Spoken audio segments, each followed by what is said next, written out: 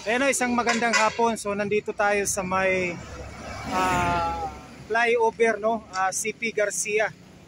So ayan o, itong daan na ito, nakikita natin papunta yan ng Ibungko. So ayan o, medyo busy ngayon dito. Kita natin o, napaka-traffic. Ayan o, makikita natin doon, napaka-busy doon o, na banda. So ito ay papunta ng Tibungko. Yan naman yung papunta ng Ulas. Ayan. So sa ngayon nakikita natin halos marami na dito natapos na yung mga pagbuhos, yung mga per cup. Nakikita natin, no. So medyo mabilis dito, no. Ito yung progressive dito. Ayan. So ngayon ito yung pinaka last na poste, yung abutment, to. Ito pinaka-end sa landing. So yun, makikita natin mga maliliit na yan.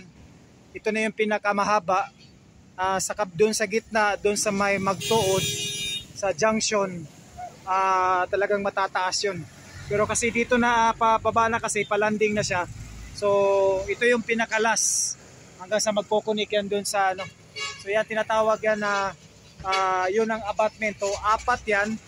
So ngayon nilagyan nila ng bakal, naka-splice sa apat na poste. I-splice yan, ibuhos. So sa next week update natin yan, no? Balikan natin yan. So ayan, no? So papunta tayo doon, no? Halos dito na side ay tapos-tapos na yung mga pag-ano nila dito, no? Nag-umpisa sila. Yung parang isa na lang yung gagawan dyan, no? Ng coping dyan sa isa, no? Parang isang poste na lang dito sa side ng CP Garcia. Ayan. So yung iba dito yan, no? Pabuhos na rin yan. So pagbuhos niyan, yan, no? Kita natin.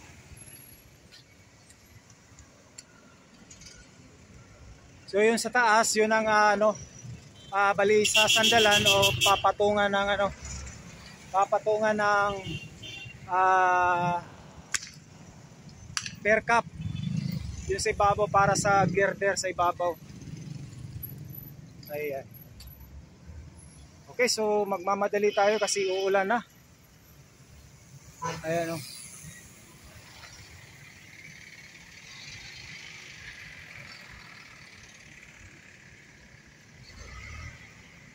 So halos nalagyan na nila dito ng coping, no? Yung isa na lang doon, no? Wala pa. Dalawang poste ang wala pa, na hindi pa nasimulan gawa nila ng ganito yung coping sa ibabaw.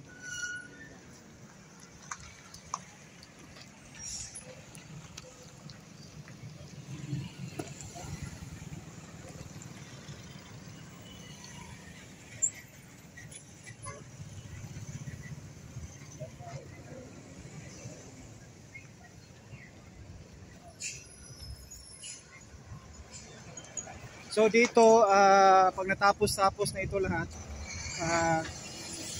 magkakaroon din ng road widening. So matatanggal din dito, no? Ayan, no? Kita natin dyan sa unahan, talagang papalakihan ito dito.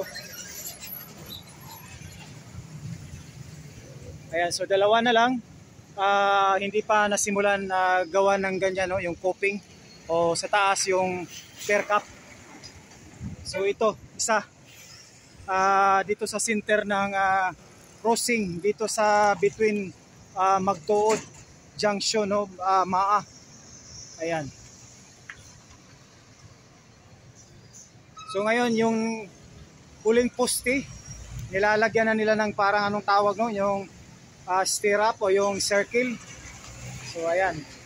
Para next balik natin dyan, lalagyan na yan ng metal frame. Nakalagay ng metal frame dyan, and ready na yan for buhos. So yun ang update, no? So by December tapos na lahat ang dito poste. So next year na yan, Sa taas na naman sila, ibabaw. Ayan.